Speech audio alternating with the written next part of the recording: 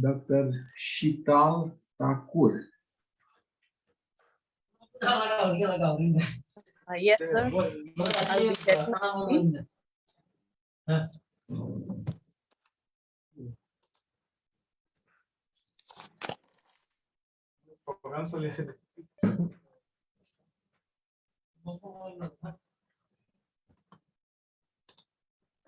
Sir, is my slide visible? Yes. Yes. A very good evening to the organizers, co-organizers, the chair and the co-chair, and my fellow participants from across the world. I am Dr. Sheetal Thakur. I'll be presenting my paper on transformation in agricultural technology in mountains, a study of Lahula tribe in Himachal Pradesh. Well, since time immemorial, agriculture has been the backbone of the mountainous economy, and Himachal Pradesh is no exception. Traditionally, in the state, most of the people have been associated either with agriculture or horticulture. Land in the hills has been, of course, one of the structural variables determining social status of an individual and the groups, and which constitute significant dimension. The work is actually based on the primary study of Lahula tribe, and the study is based on the exploratory research design with an aim to explore the relationship between the use of agricultural technology and social transformation. And the main focus will be on the impact of the use of agro-technology on family, social, and cultural aspects of the respondents. Well, a number of respondents, that they were 243, were taken for the study and were randomly selected, who were available within the radius of 10-kilometer distance from the district headquarters. Well, agriculture, like said earlier, has been the backbone of the mountainous economy, especially of Himachal Pradesh. And again, the attempt is to study and analyze the agricultural structure, the new agro-technology in usage amongst the tribe, and the consequent changing culture and structure taking place, and the change in their economy and society as well. The rationale of carrying out such analysis is that majority of the respondents are engaged in agriculture and horticulture as their main occupation. However, since land ownership in the district is one of the, like I said earlier, is the structural variables which determines one's status, so of an individual and the group, so to say, the agricultural structure and agrarian relations to a considerable extent constituted by the land ownership. The significant dimension, the land owned by the respondents, is classified into different categories depending upon its use, the type of land, and the land size, and the crop production in the area. However, the primary focus again was to see the change that is actually was taking place due to the advent of the agro-technology or machines by the people. In addition to the said, another dimension refers to the complexities of occupational structure of the respondents of the given area, as most of them are into one occupation, that is agriculture, and each occupation, depending upon the rewards attached and prestige it commands, has its own social standing in the village social organization. Though in the absence of the standardized occupational prestige scale, it is rather difficult to develop a very comprehensive occupational hierarchy and social structure. Yet, by taking into account all the economic activities undertaken by them, a tentative profile, of course, can be developed. So the social structure, which primarily pertains to the nature and type of the patterned relationships between the members of a community, constitutes a very important dimension of primary sector of economy and the rural society at large. In India, so is Himachal Pradesh. There has been a predominantly, it has been a rural society and continues to be so to a great extent. The early ethnographic and socio-anthropological and sociological studies, by and large, revolved around village studies, their culture and social organization. And if we look into some work, Osambi had laid down emphasis on the understanding of the transition from tribe to caste, from small localized groups to a generalized society. And as per him, this particular transition was largely the result of the introduction of plough agriculture, which changed the entire system of production, which also included the agrarian social system, its structure, and the interconnection between various categories of the agrarian classes depended on such economy. Bose also described that economic factor has been seen or is a source of both stability and change in social life, especially to the use of capital-intensive agriculture technology.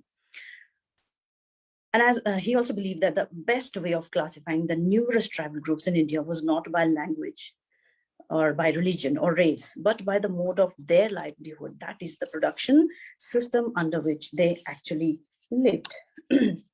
So it is also argued that the transition from tribe to caste, from small localized groups to a generalized society largely resulted due to the introduction of plough agriculture in various regions, which changed the system of production, broke the structure of tribes and clans, and made them castes, the alternative form of social organization. This process, as per Kosambi, he traced in part from the evolution of clan totems into clan names and then into caste names. The agency through which, as per him, which plough agriculture was introduced, therefore became the major factor of control in the society. And so, as per Chandi as well, Chandi, he says that the rationale of developing new and efficient technologies is not only to bring about the just economic change, but also influence social structure, social institutions, the customs, the traditions, the beliefs and values and attitudes, etc. In fact, social, cultural, economic, and even political life can no longer be possible without technology. And again, if I talk about Mishra, who had argued that agricultural production with the use of improved farming techniques, genetically improved hybrid seeds, chemical fertilizers, and pesticides have actually helped in raising productivities of farms and brought about economic transformation in the village areas. And it was also found that to have increased with the advent of agrotechnology, it was found that the mechanized farming seems to have increased the social activities of the people as compared to the people of those villages where new technology has made a little little inroad. So when it is also believed that when modernity enters any rural setup or rural areas, along with the introduction of new tools and techniques, the living standards of the people, of course, goes up, is likely to go up. However, along with the changes seen not only in technological and economic sphere, but also the changes are evidently visible in social and their psychological and cultural life as well, wherein it is observed that their participation in their social and cultural life has gone up in comparison to what was in the past before the advent of the agro technology. And especially in respect of the community, the tribe that is in Lahul, since the primary occupation, like I said earlier, is agriculture, as you can see in the picture, the land itself being part of the life of the people, there is hardly any family without a piece of land. Under the most prevalent joint family system, some of the family members remain into agriculture while others engage in them. A few others engage themselves in some business or seek employment, government or private services. Occupation-wise, people are not confined to one but different type of economic activities. Nevertheless, farming, of course, has been the backbone, and the type of terrain, the altitude of the valley, the shortage of rainfall and the excessive snowfall makes the life very tough indeed. Sorry, the question of mere survival forces these people to extreme hard work, up to 16 hours a day, no matter how rich or poor one may be, young or old they may be. Nature has forced them to be diligent and punctual, as laziness and delay can prove fatal. An untimely snowfall can actually sweep away a whole year's effort in a few hours. When the farm work is not possible, they spin, they weave, they socialize. However, that as per the respondents, before the advent of technology, the weaving, the spinning, and the socializing was minimalistic. And every household is self-sufficient for managing organic manure for their agriculture, horticulture fields, bulls to plow, milch their cattle for milk. Thus, they produce most of the items needed for their day-to-day living. However, The self-sufficiency fitting their traditional way of life is changing fast due to the process of modernization, which has its entry in the area. According to the Census of India, 2001, 4,067 Lahulas are into farming as cultivators. Amongst them were men were 1,709 and women were 2,358 in number. However, with the data, we can actually see or observe that there were actually more women cultivators than men in the area.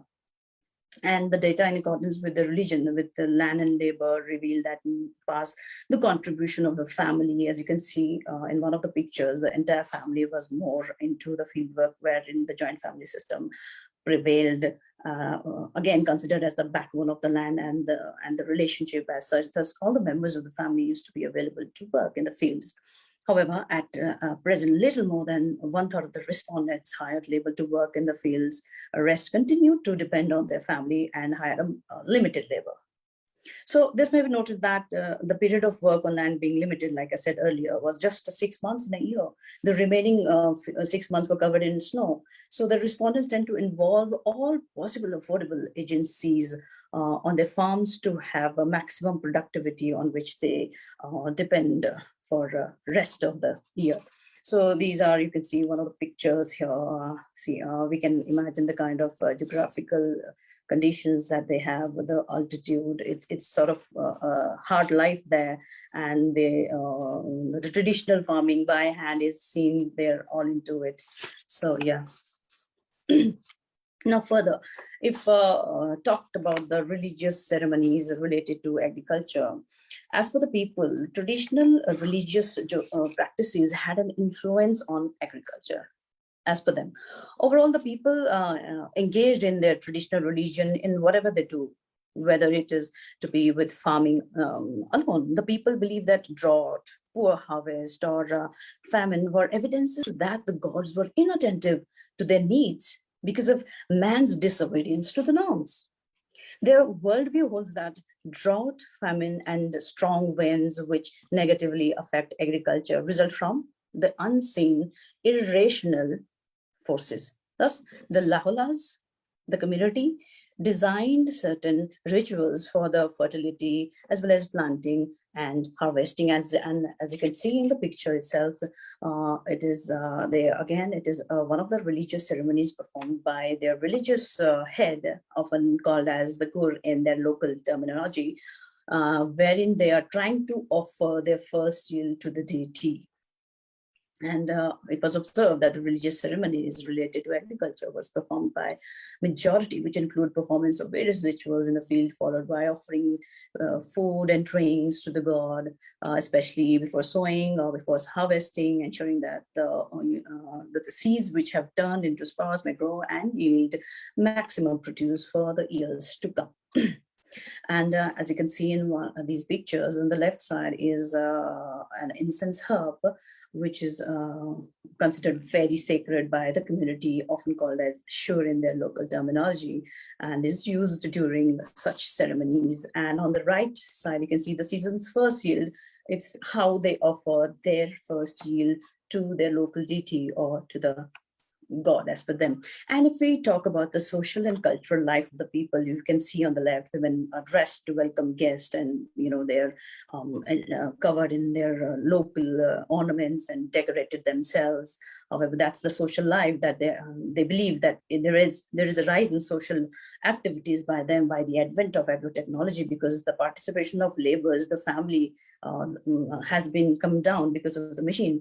And on the right side, you can see the people, the men are into celebrating their local festival, which is actually taking place during the winters and is called as Halda. Now, since machines, it is believed that whenever new technology is introduced, the previous technology comes under pressure and or any process comes under pressure and replacement starts taking place. And same in the area, most of the respondents in the past relied on the use of local farming techniques and local available manures, organic fertilizers, the use of which actually, as per them, has come down at present. And with the use of machines and new tools and techniques, techniques and better yields, the production for market had actually, as per them, taken off, giving further boost to their economic conditions of the people. That, according to the respondents, had happened to the better use of new technique and having higher economic returns, which are now used by, again, for better education and health services or better lifestyle or living standards. The picture itself says the youth there is into using the machine used called as tiller into the in their farming. And again, new machines have been used. You can see the backdrop on the left image that the women are actually not working. I mean, they're just having a look. Earlier, it was considered that the participation of the women, as per the census of India, that the participation of women was more in comparison to men. But with the advent of technology, you can see in the right side, men are learning to use these new technology, again, which has made their life a little easier. So now coming to the status or the conditions of women, the women share major responsibilities in the agricultural setup, or if we say in the agricultural production. In addition, as the case everywhere, they have to manage household chores, which is a stupendous task indeed. This is due to the fact that in the traditional societies which lacked market system, the business of everyday living is usually carried out on the basis of gender division of labor. In the study area too, the gender-based division of labor earlier was mainly between herding and agriculture, crafts, house building, water mills, etc. However, the boundaries between the men's and women's work were not clearly marked then. The overall, rather I would say the overlapping between the men's and the women's is often visible, indicating possible change in today's scenario. Major portion of work on the agriculture field when once was done by the women, such as weeding, hoeing, planting, harvesting, thrashing, plowing, which was the only work that was done by men, whether the fields are adjacent to the houses or the far off. The other activities of women include looking after the household chores, such as food processing, cooking, cattle rearing, taking them for water, managing fuel, water, and fodder.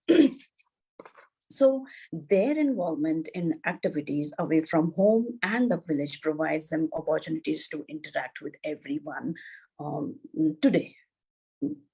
In comparison to the past, resultantly, there is considerable communication among women and men, indicative not only of permissive culture, but also of gender equality.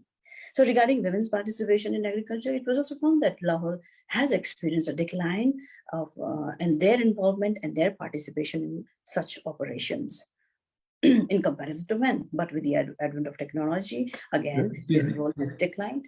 Yes, sir. Yes. The conclusion, please. Okay, so fine. So again, you can see one of the pictures here that people have started more to participate in the fairs and festival that is locally arranged.